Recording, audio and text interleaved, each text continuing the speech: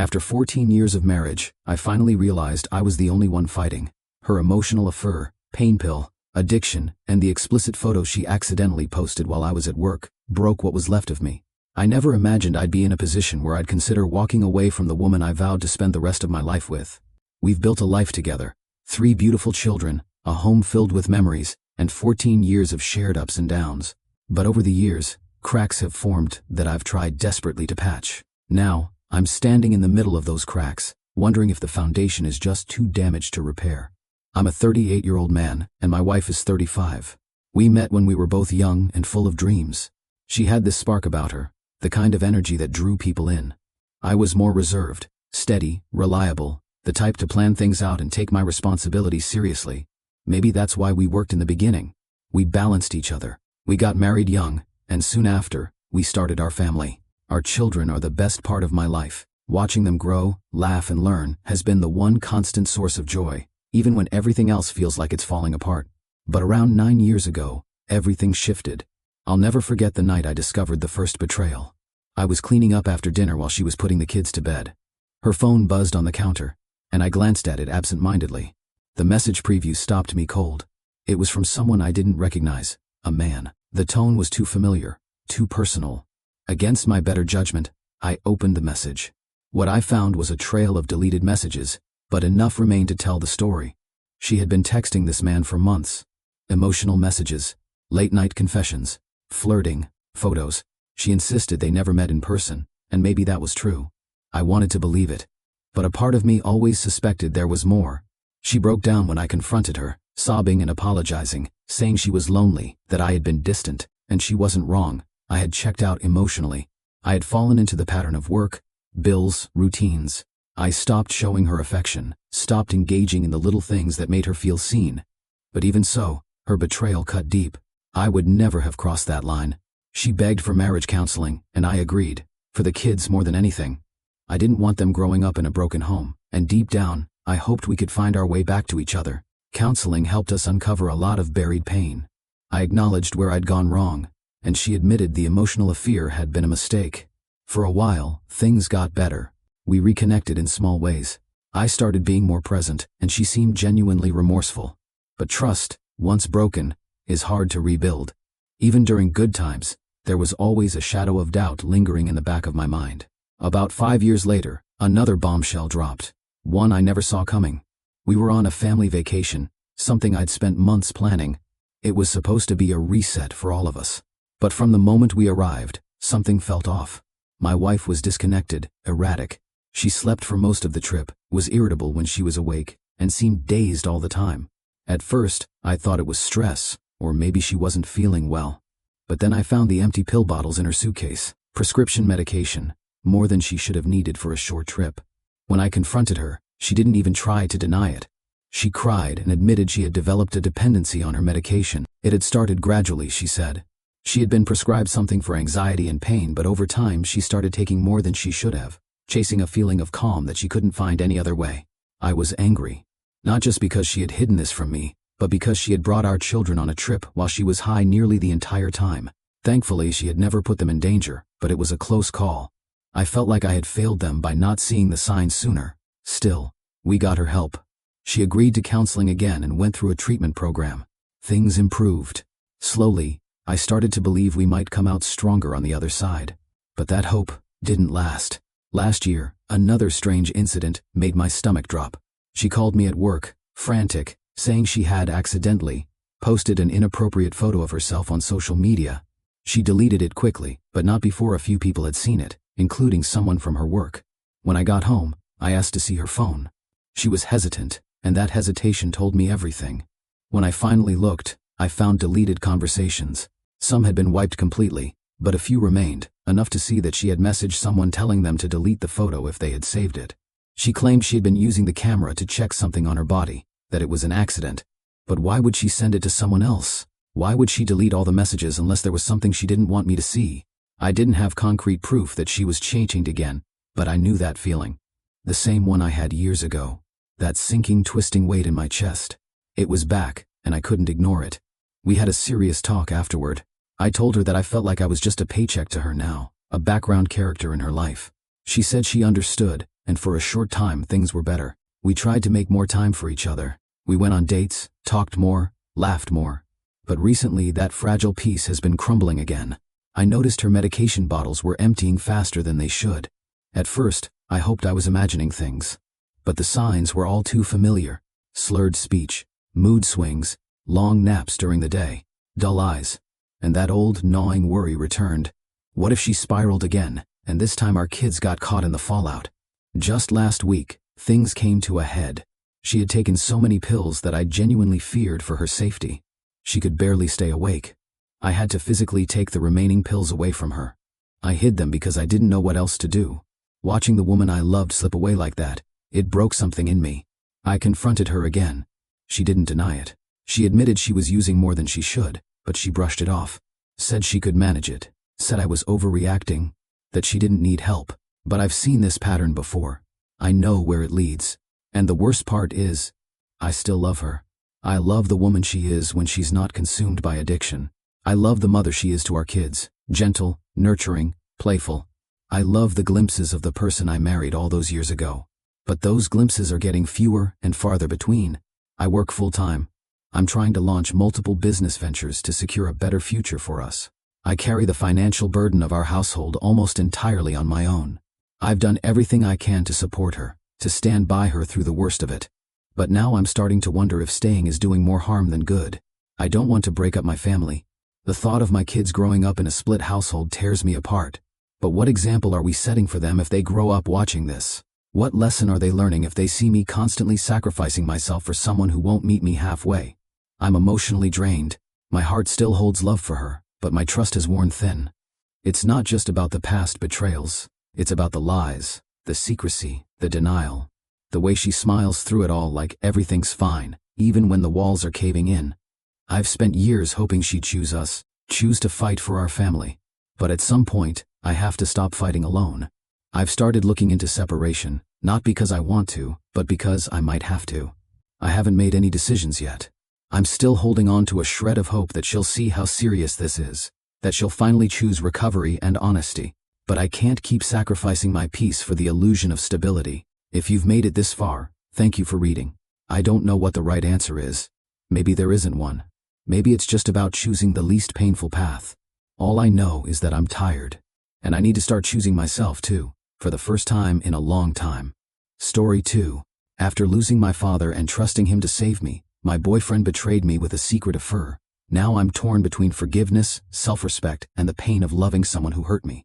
I don't even know where to begin. Maybe it's because everything still feels raw. Maybe it's because the person I trusted most in the world is now the person who broke me. Or maybe, in some twisted way, I'm still trying to protect him, even now, because he was there for me when no one else knew how to be.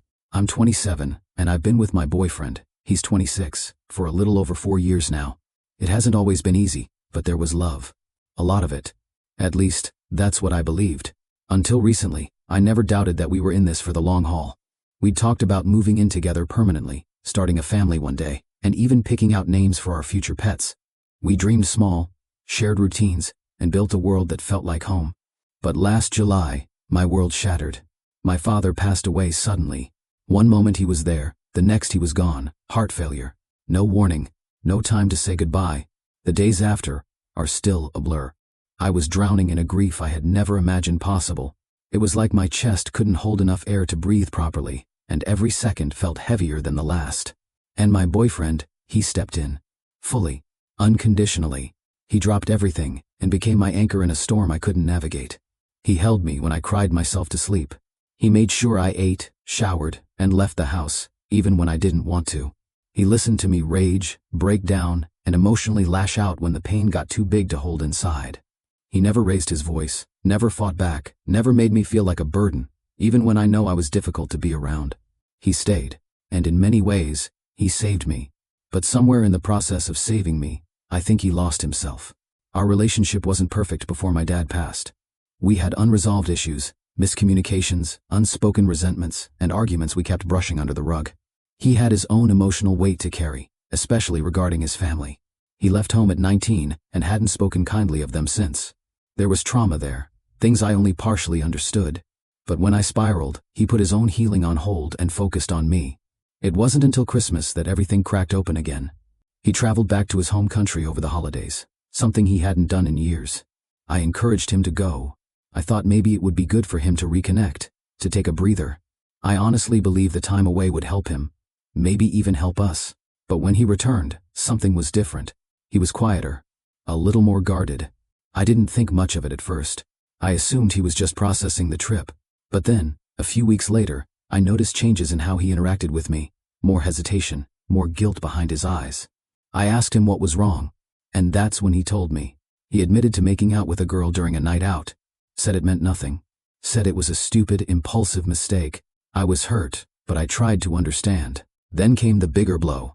He'd been involved in an emotional and physical relationship with another woman for 3 weeks while he was away. Not just one mistake.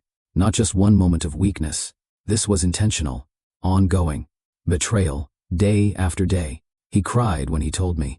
Said he didn't recognize himself. Said he felt like a part of him fractured under all the weight he'd been carrying.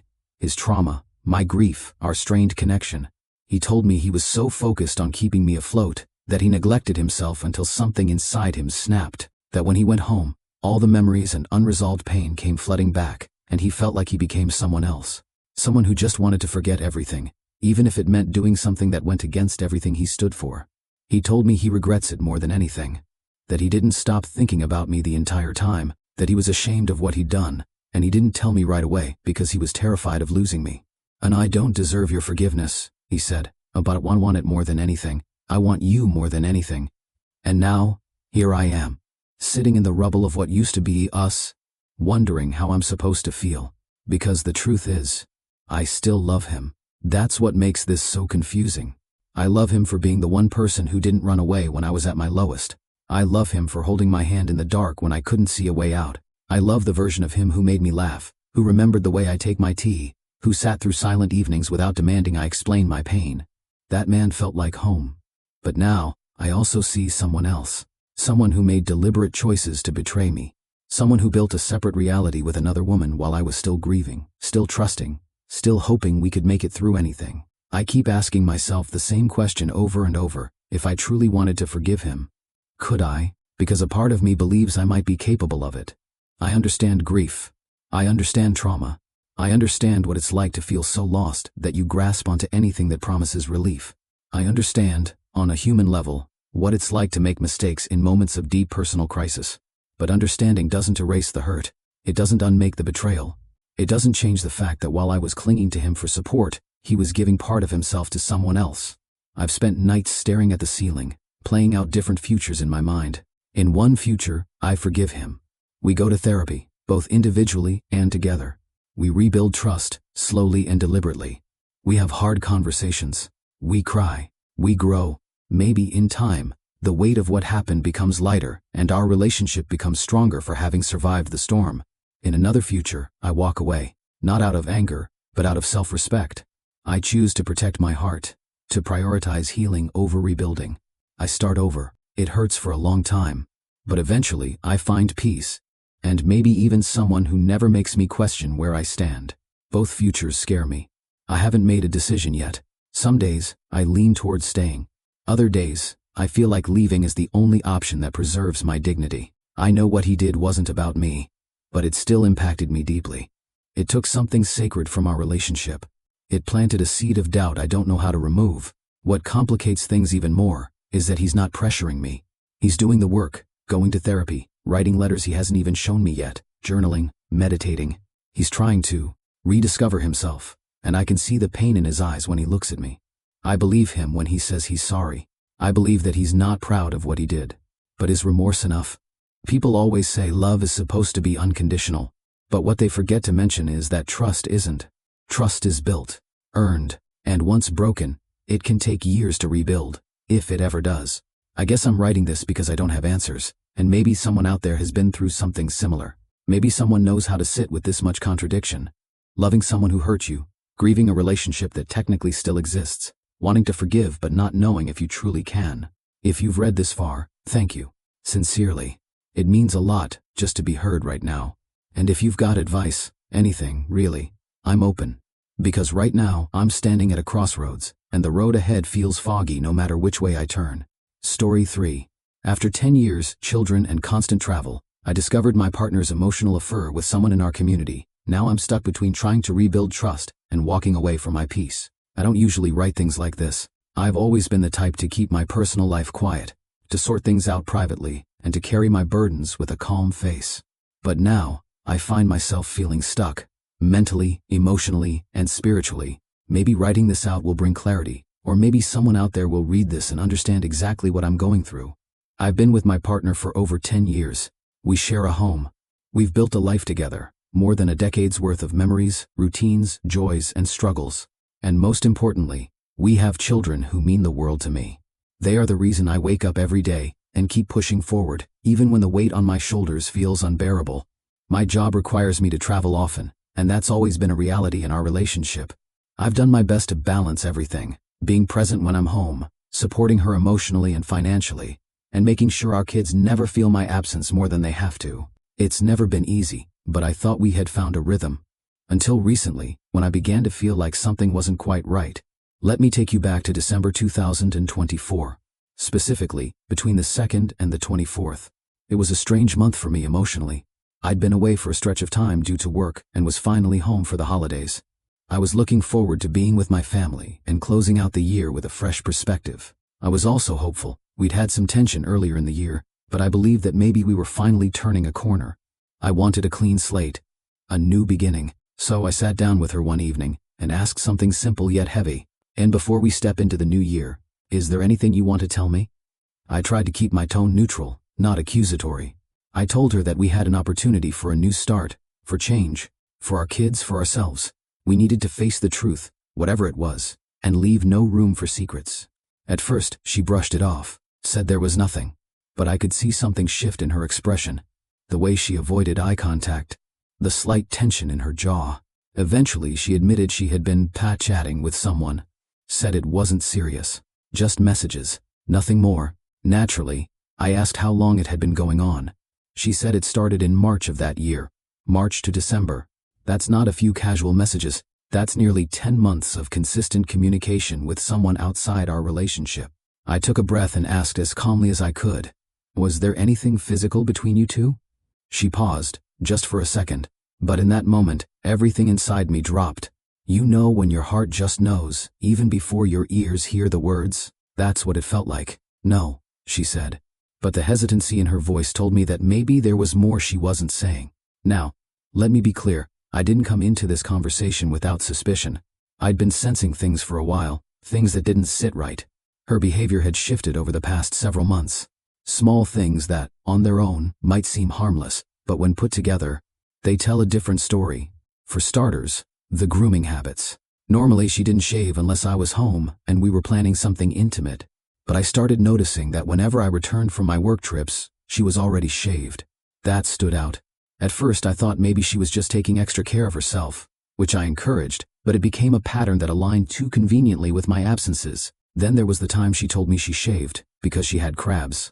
That explanation stunned me, not just because of what she said, but because I had no symptoms. If she had something like that, wouldn't I have it too? I didn't know what to say, so I just nodded, but that moment stuck with me. She also became more attentive to her appearance, her outfits, her makeup, the way she carried herself when she left the house. I'm not saying people shouldn't take pride in how they look, but this felt different. It felt like she was dressing up for someone else. And then there were the more intimate red flags. Moments right after we were together, when she'd wince and say she felt discomfort or pain. Then she'd ask me if I was being faithful. That question caught me off guard every time, because I was being faithful. I always have been.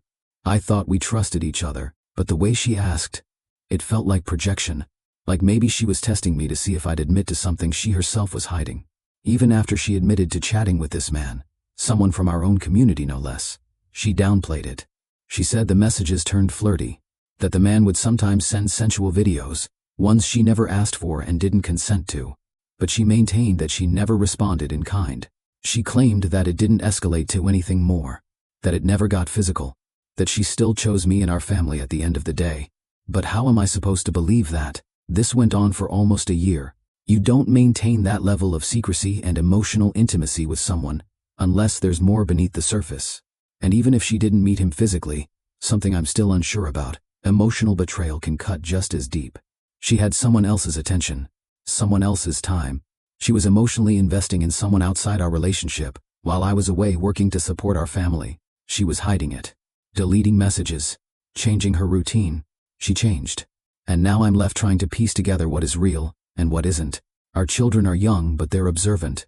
They can feel the tension, even if they don't fully understand it. I want to do what's best for them. I want to protect their innocence and their sense of safety. But I also have to be honest about what I'm going through.